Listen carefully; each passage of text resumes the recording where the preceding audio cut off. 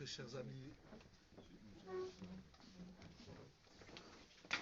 j'ai l'habitude de marquer des coups, comme on dit, pour la mémoire de Rav Volmer à la Shalom.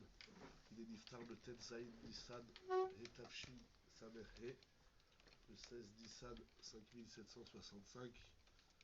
Donc ça fait 17 ans, c'est ça? 17 ans. Hein? 17 ans. 17 ans. On rappelait une parole au nom de Rav Volbe qui a pu nous enseigner, notamment. Et ça, on parle beaucoup de la Emouna. D'après la Kabbalah, la Matzah, elle s'appelle, effectivement, comme il a ramené notre cher ami Rabbi Yonatan, s'appelle Ichla de Asbata. Et c'est écrit aussi que la Matzah, c'est la nourriture de la Emouna. Ichla de Menuta. Et ça tourne beaucoup autour de la Emouna.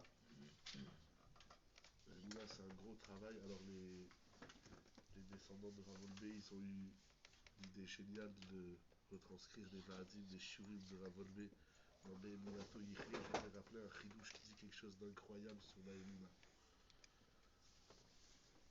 Il dit, Rav Volbe, lorsque les ennemis du clan d'Israël nous attaquent, comme on a répété et on a dit dans la Haggadah,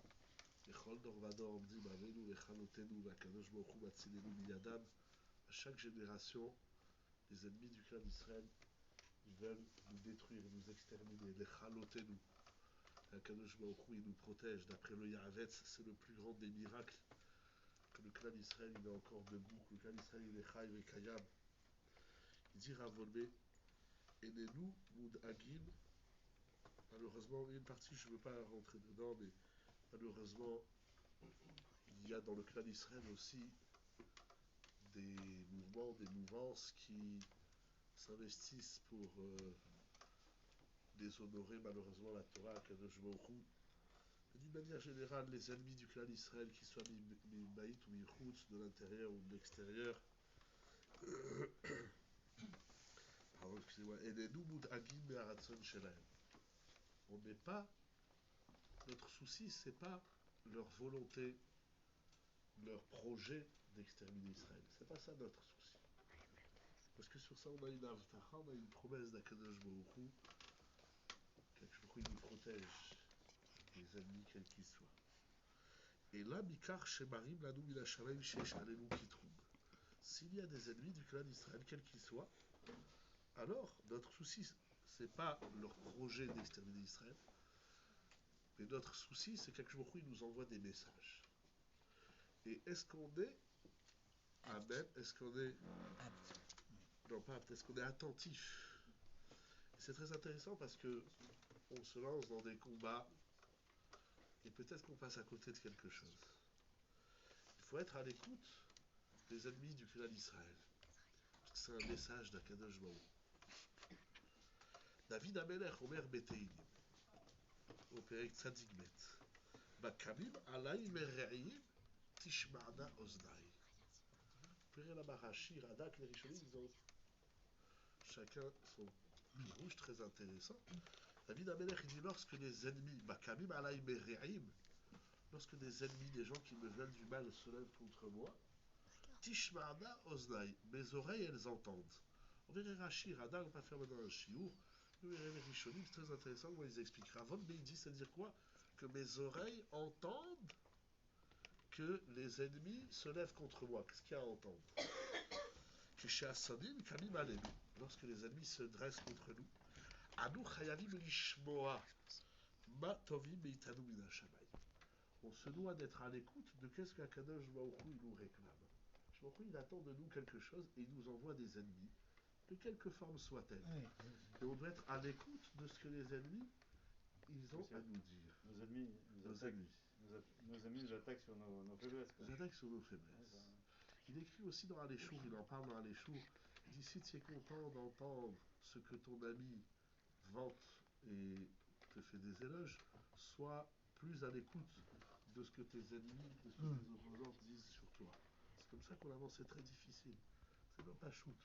Parce que tout de suite, on rentre dans l'émotivité de la Souga, et on dit, voilà, si celui, il est contre les Juifs, alors tout de suite, on rentre dans des guerres et dans des combats, et on passe. C'est intéressant comment il traduit le pasouk. Mais Kamim Alay Mereim, lorsque les ennemis se lèvent contre moi, Tishmana, je vais entendre qu'est-ce qu'il y a à entendre derrière ça. Il continue à Volber, il dit quelque chose d'incroyable. Il y a dans les Mefarshim, il y a beaucoup de Sfarim qui font cet exercice. Comment on peut savoir si on a de la Emouna? Eh bien, nous, souvent, on teste l'homme, d'ailleurs tous les Mefarshim, c'est écrit dans plein de Mefarshim, que les missionnotes, les épreuves, quelques jours où il envoie à l'homme, c'est pour tester sa Emouna, c'est pour qu'il augmente sa Emouna, le Sforno, le Ramban, est-ce qu'il faut, est-ce quoi, ça veut dire que l'homme, tant que il n'a pas des épreuves, quelles qu'elles soient, alors il ne peut pas savoir s'il a de l'Emouna. On a tous de la Emouna, on est tous des Ma'aminim, des Ma'aminim. Lorsque Moshe Rabbeinu, il a dit Vehenlo Ya'aminouli, il a dit à Moshe Rabbeinu, va sauver les bénis d'Israël, il a dit mais ils ne vont pas me faire confiance. Et quand je me dis comme ça tu parles, la Gemara dit, comme ça tu parles sur les fils des Avotak Doshim, donc là l'Israël c'est des Ma'aminim, mais des Ma'aminim. On a tous de la foi.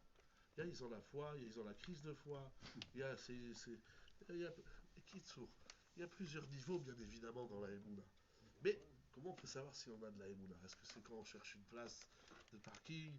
Est-ce que l'Ohalinu sur les gens? Alors voilà, l'Ohalinu dans les épreuves, quelles qu'elles soient, je il nous protège, il envoie les Géoulot à tout le clan d'Israël, à tout le monde. Alors tant que tout va bien, on ne sait pas si on a de la Emouna. Comment on peut savoir si on a de la Emouna et si notre Emouna, elle est valable, elle est forte? Il dit relever quelque chose d'incroyable. Il dit comme ça. Il dit, voilà, Kol Echad, chacun. Ravolbe, il avait des vortimes osés. Chacun, Tsarich Larchov Leatzmo. Chacun, il doit penser en lui-même. Ilou Ayou Zorkim Oto. Les kibbutz Chilodi.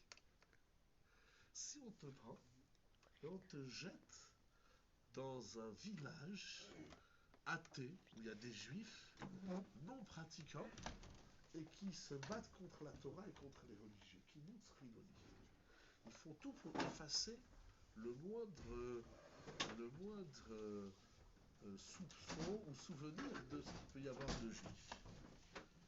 Ketzad ayadira leacha chamesh shanim.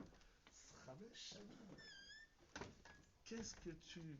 Comment tu paraîtrais au terme de 5 années passées dans un kibbutz, dans un village en Israël, il y a plein de villages comme ça, dans un village de Chilon. Qu'est-ce que c'est?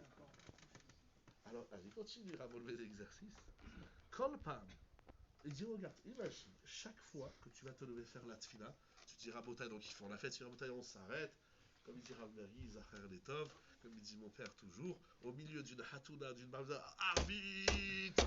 Des fois, je lui dis, papa, attends, on est en train de danser, arbitre. Alors imagine, tu te lèves, tu es dans un milieu de gens éloignés de la Torah, pas seulement éloignés, mais qui font tout pour t'éloigner, et tu leur dis, je m'en vais, où tu vas? Tu dis, Rabotai, levez-vous, on va tous faire arbitre. Ils vont se moquer de toi. Vetsohakim alav. Shmirat Shabbat, tu fermes ta boutique 2 heures avant Shabbat en Eretz Israël ou à midi, tu lui dis qu'est-ce que tu fais? C'est Shabbat. Et quel Shabbat? Il se moque de toi, etc. Shmirat Shabbat Shelo Begouhechet Bedem. Ils vont se moquer, ils vont rigoler. Bechanala, etc. Tu dis, moi je mange pas ça, c'est pas cachère, etc. Ils vont se moquer de toi. Et avec le temps, eh bien, on va voir qu'est-ce que tu vaux. Alors là, c'est intéressant. C'est quoi le test? Moi, j'aurais dit, soit tu es fort dans ta émouna et tu continues à t'investir, soit tu es faible, alors tu es influencé. Ravol me dit, le test de la émouna, c'est pas de tenir contre le mouvement et l'élan de la chiloniout. Mais quoi? Alors c'est quoi? Non, ça suffit pas. Si tu tiens, ça ne veut pas encore dire que tu es un Mahamid. Moi, je croyais comme ça. Soit tu tiens, donc tu crois en Dieu, tu as tes convictions, tu fais Shabbat, tu manges cacha, etc. Soit tu te laisses influencer, malheureusement, tu perds dans ta Yiddishkeit et dans ta Yirat Shamil. Alors, il me dit, le test de la Emouna, c'est pas de tenir face au mouvement de la Chiloniout. Alors, c'est quoi? Et toi? Non.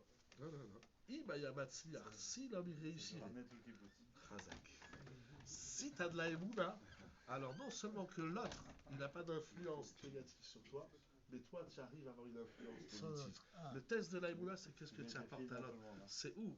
Par exemple, les tefilines, les matzot, le shabbat, la kippa, le tzitzit, il y a 613 mitzvot, il n'y en a pas qu'une. Mais tu as peut-être raison de parler de tefilines parce que c'est ça.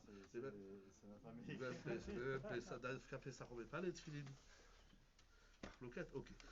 Le test de l'aïmouna, c'est pas est-ce que tu tiens face au courant opposé. C'est qu'est-ce que tu fais du courant opposé. Est-ce que tu arrives à ramener l'autre ou c'est l'autre qui t'influence? Parce que dans la vie, on est ou influencé ou influenceur.